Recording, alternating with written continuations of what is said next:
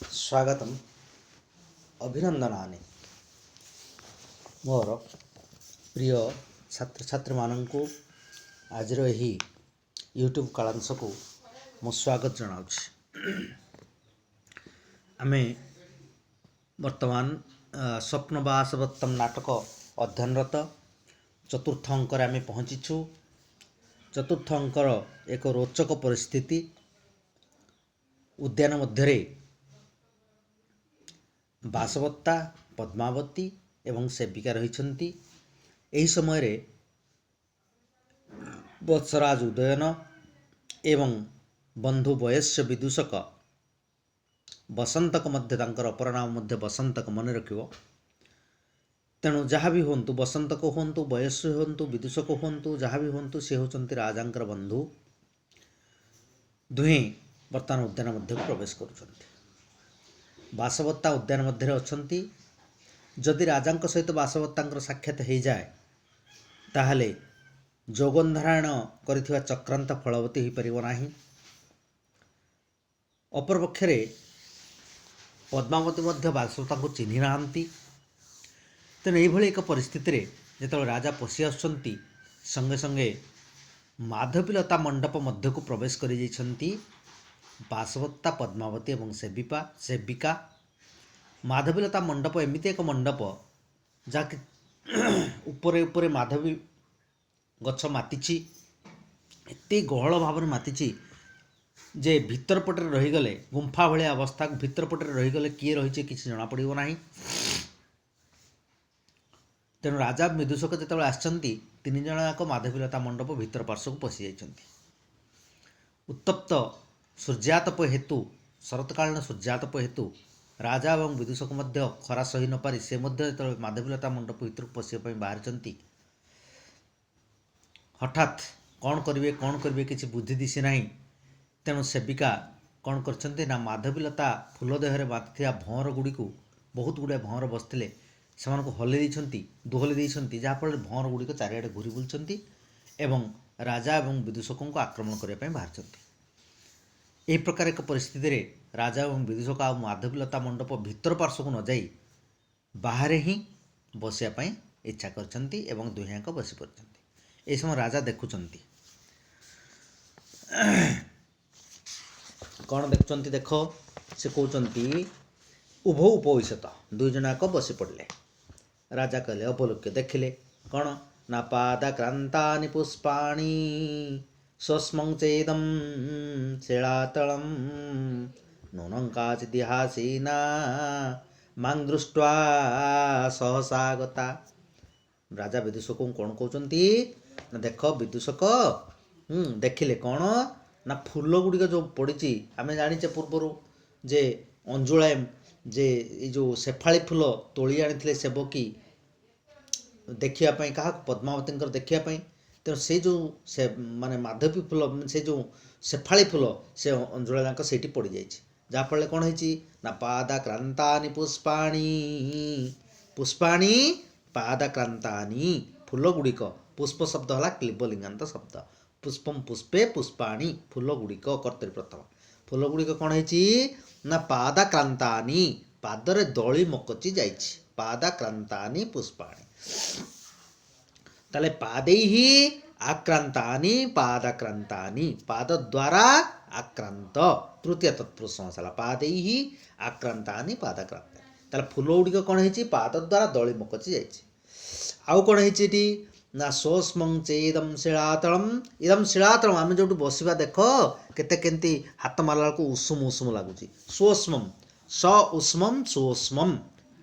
उष्मणा सह वर्तमान सोस्मम सजुक्त उष्मम संधि विच्छेद कले सजुक्त उष्मम सोष्मम आउ समास कले कौन हो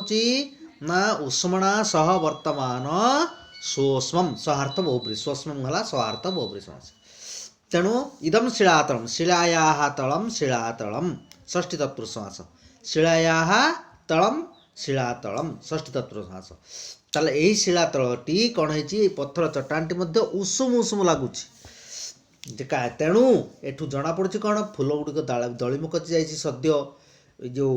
जे पत्थर चट्टानटी उषुम उषुम लगुच तो एथिरु कौन जना पड़ुची नुनंग नुनंग माने निश्चित भाव रे नुनंग माने निश्चित भाव रे काचित इहासीना काचित युक्त इह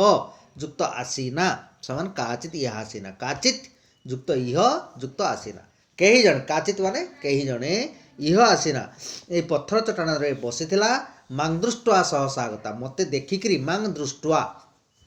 मते देखिरी सहसा हठात किना चलीगला गता अर्थ चलीगला तेणु ये भाव में राजा क्या कहले ना विदूषक को कहले जे कौन देख विदूषक ये जो पत्थर चट्टानटी ना देख केमती उषुम उषुम लगुच बसिकी उठीगले जगह एमती लगे उषुम उषुम लगे तेणु देख केमती उषुम उषुम लगुच फूल गुड़िक केमती पादर मकती जाइए तेणु भावुची एठी कई जन बसीथिला एवं मते देखिकी हठात कुआडे पलई गला चेटी कहले भर्तुदारिके रुद्धा खलुष्म बयं जेठू सेविका कहते हैं राजजमा देख देख आम बर्तमान माधवीलता भितर रहिले राजा बर्तमान माधवीलता मंडपर बाहर रहिले तेणु ना आम बाहर को जापर तेणु आम रुद्धा रुद्धार्थ अवरुद्धा हेले अटकी गले आउ बाहर को जापर ना पद्मावती दृष्टिया उपविष्ट आर्यपुत्र जहाँ सौभाग्य तो भितर को आसिले ना स्वामी आमर कौन हेले उपविष्ट दृष्टियार्थ सौभाग्य हेतु दृष्टिया उपविष्ट आर्यपुत्र आर्यपुत्र बर्तमान बसीगले वासवत्ता आत्मगतम दृष्टिया प्रकृतिस्थ शरीर आर्यपुत्र मन मन भाविले आत्मगतम अर्थ मन मन बोले जहाँ सौभाग्य हेतु कौन है ना सुस्थ अच्छा प्रकृतिस्थ शरीर माने सुस्थ शरीर सुस्थ सबल अच्छा आर्यपुत्र स्वामी मोर सुस्थ सबल अच्छा सेविका कहले भर्तुदारिके शाश्रुपाता खलु आर्याया दृष्टि आए राजजमा देख देख आर्या अवंतिका दृष्टि आर्याया दृष्टि अर्थ आर्या अवंतिका दृष्टि शाश्रुपाता शाश्रुपाता अर्थ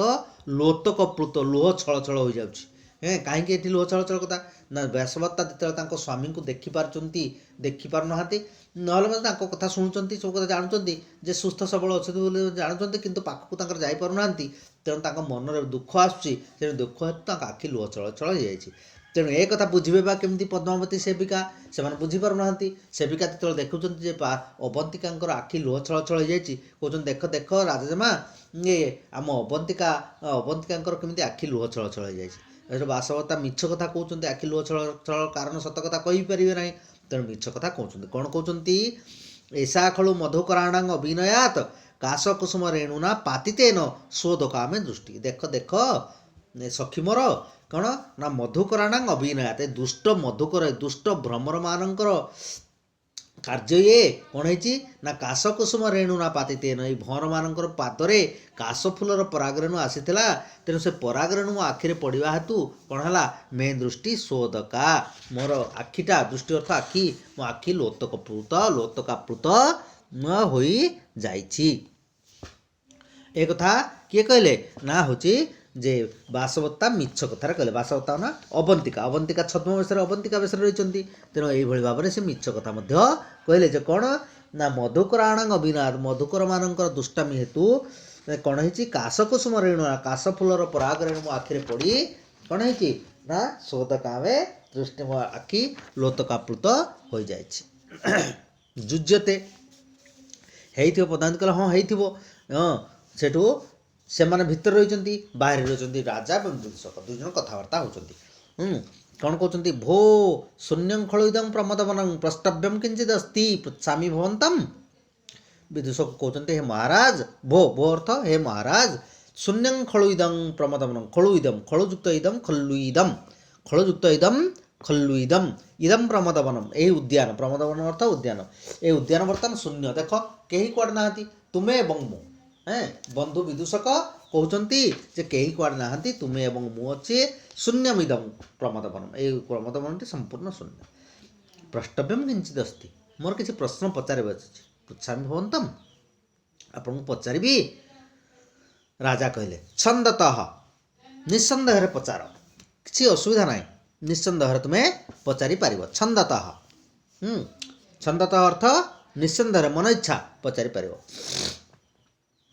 विषेटु विदूषक पचारे का भवत प्रिया तदानीं तत्र भवति वासवत्ता इदानीं पद्मावती बा विदूषक भारी चालक लोक सांग सेठु पचारे का भवत प्रिया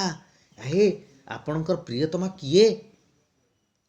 हे महाशय आपणकर प्रियतमा किए तदानीं तत्र भवति वासवत्ता से कालर से वासवत्ता ना इदानीं पद्मावती बा ନା ବର୍ତ୍ତମାନର ପଦ୍ମାବତୀ? କିଏ ପ୍ରିୟତମା? ରାଜା କିମିଦାନିଂ ମହତି ବହୁ ଭବାନ ମହତି ବହୁମାନ ସଙ୍କଟେ ମାଂ ନ୍ୟସ୍ୟତି। हे महाशय, हे विदूषक, किम इदानीं, कौन पाई वर्तमान, इदानीं अर्थ वर्तमान, कौन पाई वर्तमान, भवान महती बहुमान संकटे, आपण गोटे महान संकट रे मांग न्यस्यति, मते कहीं पके दौच, हे महाशय एते बड़ संकट रे कहीं मते पके दौच, कहीं ना राजा उदयन होचंती सदक्षिण नायक, अर्थात सदक्षिण शब्दर अर्थ कौन, जे समस्त जते पत्नी थांतु पछे जे समस्त पत्नी मानक समान भाव प्रदर्शन करती ताकू दक्षिण नायक सदक्षिण नायक बोली कह जाए। तेणु राजा बर्तमान कहवाई चाहूना जे किए प्रकृत में प्रियतमा, से कालर बासवत्ता ना ए कालर पद्मावती। तेणु से कहले कहीं भाई मत एत बड़ संकट एत बड़ विपद पकाउछ। सेठू राजा एक कथा शुणी पद्मावती माने जो भितर थिले से माने होउछन्ते हला जादृशे संकटे निक्षिप्त आर्यपुत्र, हे सखी, देख देख केमिति हला ना आर्यपुत्र कि संकट रे पड़गले सेते जादृश संकटे निक्षिप्त आर्यपुत्र, आर्यपुत्र आम स्वामी केमिति संकट रे पड़गले। बासवत्ता आत्मगत मन मन भाविले अहंच मंदभाग, हाय हाय हाय मुझे हतभागिनी बंची एक कथा शुणा राजा क्या भल कहे क्या मंद कहे ए कथा तो बासवत्ता जानी ना, जेहेतु काले बासवत्ता को खराब कहीकि पद्मावती को भल कहे ए कथा बासवत्ता छद्मवेश रही शुणवे, तेणु यहाँ तो भारी कष्ट हम, तेणु से कथा भाविक से कहते हाय हाय मुझे हतभागिनी बंची एक कथा शुणापी। विदूषक कहले स्वैरंग स्वैरंग भणतु भवान एकोपरता अपरा असन्निहिता, स्वैरंग स्वैरंग भवन्तु भणतु भवान, भणतु माने कहतु, स्वैरंग मन इच्छा कहतु, हे महाशय आपण मन इच्छा कहतु। एकोपरता एकाजुक्त उपरता एकोपरता, जड़े मरी उपरता अर्थ मृत्युवरण कर, जड़े तो मरी आउ अपरा असन्निहिता, आउ जड़े तो पाखरे नाहांती, तो आमे तुमे आ मु ए दिज अच्छे ए उद्यान में कहीं ना, जड़े तो मरी से तो नहांती, छाड़ तांको कथा छाड़ से तो शुणिले भी किसी असुविधा ना, आउ जड़े निकट में नहांती, तेणु कहीं कहीपर ना। सेठू राजा कहले वयस्य न खलु प्रियम भवांस्तु मुखरः, हे सखा, वयस्य माने बंधु, हे बंधु हे सखा, न खलु प्रियम केबे हेले कहबी नाही, केबे हेले कहबी नाही, भवांस्तु मुखरः तुम्हें भारी मुखर, तुम्हें भारी बाचाल, तुम पेटर कथा रहे ना, तुम्हें हूँ मुखर लोक। फिर पद्मावती कहले एतावता भणिता आर्यपुत्रेण, अरे एति कथा तो कहीकि स्वामी मोर सब कथा कहीदे किए भल किए खराब, तामाने मुखर माने क्या आगे कहे ना पद्मावती आगे कहे, मुखर लोक चपल लोक क्या आगे कहे ना, जेहेतु बासवत्ता मरी आगे कह प्रश्न ना, तेणु पद्मावती आगे काले कहीदेवे, तेणु यही कथा भाविकी राजा कहले जे भवास्तु मुखर। तेणु पद्मावती जाणीगले जे ही भल कह चाहते बोली, तेणु से कहले तावता भणितम आर्यपुत्रेण, स्वामी तो एति कथा कहीदे आउ कौन पचारछ। सेठू विदूषक कहले भो सत्येन सपामी कस्मापि न आख्यास्ये नाख्यास्ये न आख्यास्ये ऐसा संदष्टा में जुहा, हे महाशय हे महाराज सत्येन सपामी, शपथ करुच्ची, सपामी अर्थ शपथ करुच्ची, मु सत्य कथा कही शपथ करुच्ची, कस्मापि न आख्यास्ये कहारी आगे मध्य कहबी नहीं, ऐसा संदष्टा में जुहा, हे मोर जीभ धरिली, हे मोर जीभ धरिली, एति कहीकि कौन कले ना विदूषक कहले सखा, राजा कहले नोत्स हे सखे वक्तुम, बंधु किछि एक कथा कहवाई जमा मोर उत्साह हेउ नाही। हेठू पद्मावती कहले ओहो अस्य पूर्वभगिता एतावता हृदय न जानाति, अरे देख देख केते निर्बोध, केते निर्बोध, ओहो अस्य पूर्वभगिता एतिक से बुझीपारनु, एतावता हृदय न जानाति, एति कथार से हृदय को जानीपार ना। हेठू विदूषक कहले किं न भणसी मम अनाख्यायात अस्मात् शिलापट्टकात् न शक्यम एक पदमपि गंतुम एष रुद्धोत्र भवान। सेठू विदूषक कहले सांगत विदूषक एवं राजा बंधु भाव कथबार्ता होती, तेणु विदूषक राजा को राजा बोली खातिर करूना, बंधु भाव कहते, तेणु किं न भणसी मम, कौन मत कहनी मु तुम सांग, आम दीज कथबार्ता हो, तुम कते बढ़िया कथा पचारि मत कहनी, अनाख्यायात जदि मो न कह आख्या न कह अर्थ कहवा अनाख्यायात, जदि न कह अनाख्याय अनाख्याय अर्थात जदि न कह अस्मात् शिलापट्टकात् ଏହି ଚଟ୍ଟାଣ ଯେଉଁ ବସିଛନ୍ତି ଆପଣ ଏଇ ଶିଳାପଟ୍ଟକ ଏଇ ଯେଉଁ ଚଟ୍ଟାଣ ଶିଳାପଟ୍ଟକାତ୍ ନ ଶକ୍ୟମ୍ ଏକମଦମପି ଗନ୍ତୁମ୍ ଗୋଟିଏ ପାଦ ମଧ୍ୟ ଆପଣ ଯାଇପାରିବେ ନାହିଁ। ଏସବୁ ରୁଦ୍ଧୋତ୍ର ଭବାନ ଏଇ ତୁମକୁ ମୁଁ ଅଟକେଇ ଦେଲି ରୁଦ୍ଧ ଅତ୍ର ରୁଦ୍ଧୋତ୍ର ଅତ୍ର ଭବାନ ଆପଣଙ୍କୁ ମୁଁ ଅଟକେଇ ଦେଲି ଆପଣ ଏଇ ଶିଳାପଟ୍ଟକରୁ ଯାଇପାରିବେ ନାହିଁ। ସେଠୁ ରାଜା କହିଲେ କି ବଳତ୍କାରଣ କ'ଣ ବଳପୂର୍ବକ ମୋତେ ଅଟକେଇ ଦେବ? ସେଠୁ ବିଦୂଷକ କହୁଛନ୍ତି ଆମ୍ ବଳତ୍କାରଣ ହଁ ମୁଁ ବଳପୂର୍ବକ ଅଟକେଇ ଦେବି। ଆଂ ବଳତ୍କାରଣ ତେନ ହି ପଶ୍ୟାମସ୍ତାବତ୍ ଠିକ୍ ଅଛି ତାହେଲେ ଦେଖିବା। ରାଜା କହିଲେ ଠିକ୍ ଅଛି ତାହେଲେ ଦେଖିବା କେମିତି ହେଉଛି ଆପଣ ହେଉଛି ମୋତେ ଅଟକେଇ ଦେବେ। ସେଠୁ ରାଜା ବିଦୂଷକ କହିଲେ ପ୍ରସିଦ୍ଧ ତୁ ଭଗବାନ ହେ ମହାଶୟ ଆପଣ ସନ୍ତୁଷ୍ଟ ହୁଅନ୍ତୁ ଆପଣ କ୍ରୋଧ ପ୍ରକାଶ କରନ୍ତୁ ନାହିଁ। ବୟସ୍ୟ ଭାବେନ ଶାପିତୋସ୍ମି ଯଦି ସତ୍ୟଂ ନ ଭଣସି ବୟସ୍ୟ ଭାବରେ ଏମିତି କହିଦେଲି ନା ବନ୍ଧୁ ଭାବରେ ମୁଁ ତୁମକୁ କଥା କରିକି ଆଉ କ'ଣ ରାଜା ଭାବରେ କହିଛି ତୁମକୁ ବନ୍ଧୁ ଭାବରେ ବିଚାର କରିକି ମୁଁ ଏମିତି କହିଦେଲି। ଯଦି ସତ୍ୟଂ ନ ଭଣସି ସତ କଥା ଯଦି ନ କହିବେ ବନ୍ଧୁତାର ରାଣ ଦେଇ ଏ ପ୍ରକାର କହିଦେଲି ତେଣୁ ଆପଣ ମୋ ଉପରେ ରାଗନ୍ତୁ ନାହିଁ।